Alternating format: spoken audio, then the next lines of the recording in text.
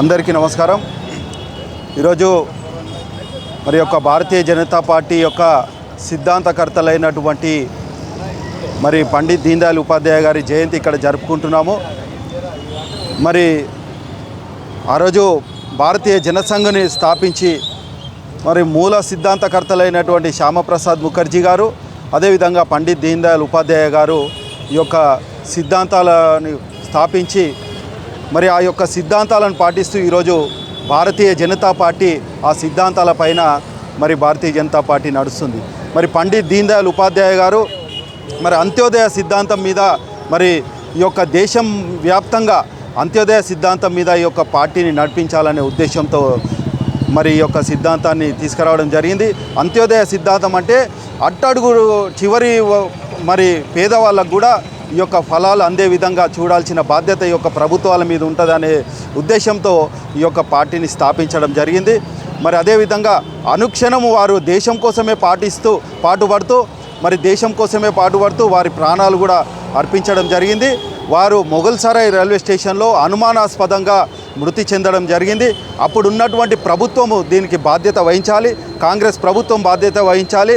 మరి ఆ యొక్క హత్య ఏ విధంగా జరిగింది అనేది కూడా మరి కాంగ్రెస్ ప్రభుత్వము బయట పెట్టకుండా మరి వారి యొక్క ప్రాణాలకి కారణము మరి యొక్క కాంగ్రెస్ ప్రభుత్వమే మిత్రులారా। కాబట్టి వారి యొక్క సిద్ధాంతాలను పాటిస్తూ ఈరోజు తర్వాత జనసంఘం నుంచి భారతీయ జనతా పార్టీ స్థాపించిన తర్వాత అటల్ బిహారీ వాజ్పేయి గారు కానివ్వండి, అద్వానీ గారు కానివ్వండి, ఈరోజు ప్రియతమ ప్రధాని నరేంద్ర మోడీ గారు కానివ్వండి, వారు చూపించినటువంటి మార్గంలోనే నడుస్తూ ఈరోజు కేంద్ర ప్రభుత్వంలో మరి అనేక రాష్ట్రాలలో భారతీయ జనతా పార్టీ ప్రభుత్వాన్ని ఏర్పాటు చేసి ఈరోజు అన్ని పథకాలు కూడా మరి పేదవారికి అందరికీ కూడా అట్టడుగు పేదవాళ్ళకి కూడా ఈరోజు ఫలాలు అందుతున్నాయంటే మరి ప్రధానమంత్రి గ్రామీణ సడక్ యోజన కానివ్వండి, మరి ప్రధానమంత్రి ముద్రా యోజన కానివ్వండి, ప్రధానమంత్రి కిసాన్ యోజన కానివ్వండి, గరీబ్ కళ్యాణ్ అన్న యోజన కానివ్వండి, ఇవన్నీ కూడా ఈ యొక్క అంత్యోదయ సిద్ధాంతం మూల సిద్ధాంతంతోనే ఈ పథకాలన్నీ కూడా ఏర్పాటు అయినాయి।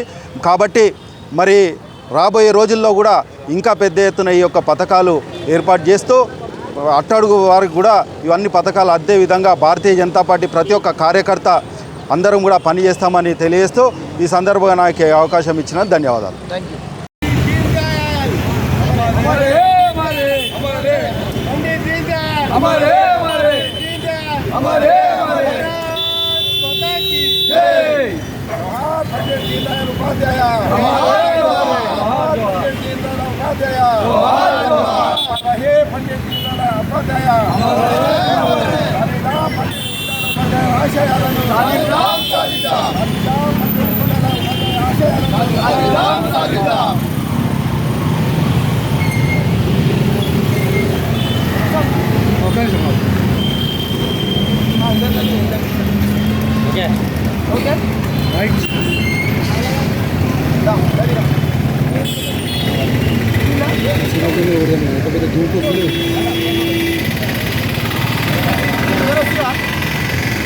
రాడు రోడ్ మీద పోవాలి అందరూ ఆల్రెడీ వచ్చేసినాయి ఫోటోలు వీడియో రోడ్ రాలే సపరేట్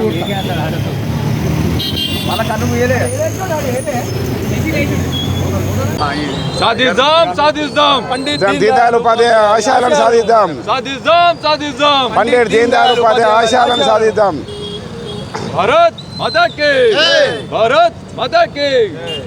భారతీయ జనతా పార్టీ మూల సిద్ధాంతకర్త పండిత్ దీన్ దయాళ్ ఉపాధ్యాయ గారి ఈరోజు జయంతి సందర్భంగా అందరికీ శుభాకాంక్షలు తెలుపుతూ ఆనాడు కాంగ్రెస్ ప్రభుత్వం చేస్తున్న అవినీతి అక్రమాలు అరాచకాలు మత మార్పిడిలు పండిత్ దీన్ దయాళ్ ఉపాధ్యాయ గారు శ్యామప్రసాద్ ముఖర్జీ గారు జనసంఘ్ పార్టీని స్థాపించడం జరిగింది।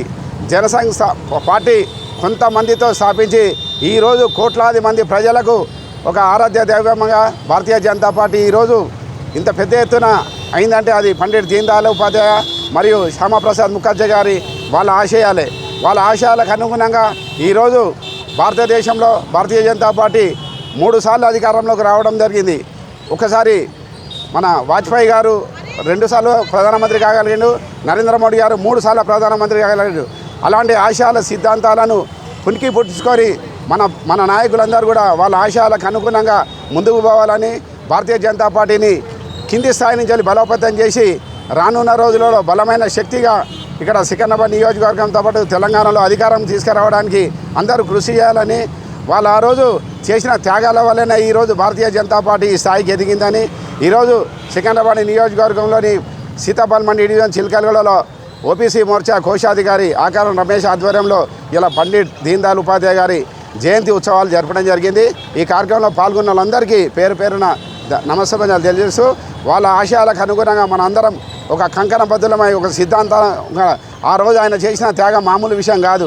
ఆ రోజు జనసంఘ్ స్థాపించడమే కాకుండా ఇంటింటికి తిరిగి వాడవాడ తిరిగి, మామూలుగా మనకు కార్లు లేవు, అప్పుడు మనకు ఫ్లైట్లు లేవు, అయినా కూడా ట్రైన్లలో ప్రయాణం చేసి అన్నం తినకుండా రోడ్ల మీద ఉండి భుజాన ఒక బ్యాగ్ వేసుకొని తిరిగి ఈ పార్టీని స్థాపించడం జరిగింది, పార్టీని ముందుకు తీసుకుపోవడం జరిగింది. ఆయన జనసంఘ్ చాలా గట్టిగా ముందుకు పోవడమే కాకుండా ప్రజలలో రోజు రోజుకు బలంగా తయారు కావడం వల్ల ఆయన అనుమానాస్పదంగా ఆయనను ఈరోజు కూడా ఎట్లా చనిపోయిందో తెలియని పరిస్థితులలో ఆ రోజు కాంగ్రెస్ వారిని హత్య చేయడం జరిగింది. దీనికి ఇప్పటి వరకు కూడా ఇన్నిసార్లు ప్రభుత్వాలు వచ్చినా కూడా అది నిజానిదాన కాలేదు, చేయలేదు. తప్పకుండా ఆయన చంపిన దోషులు ఎవరో కాంగ్రెస్ పార్టీకి తెలుసు. వాళ్ళని ఖచ్చితంగా నరేంద్ర మోడీ గారి నాయకత్వంలో దోషిగా నిలబెడతారు. వాళ్ళ ఆశయాలకు అనుగుణంగానే మనము ముందుకు పోయి ఇంకా భారతీయ జనతా పార్టీని బలోపేతం చేయాలని, అందరూ కంకణబద్ధులమై దేశం కోసం, అందరూ ధర్మం కోసం పనిచేయాలని చెప్పి పిలుపునిస్తున్నాం. భారత్ మాతాకి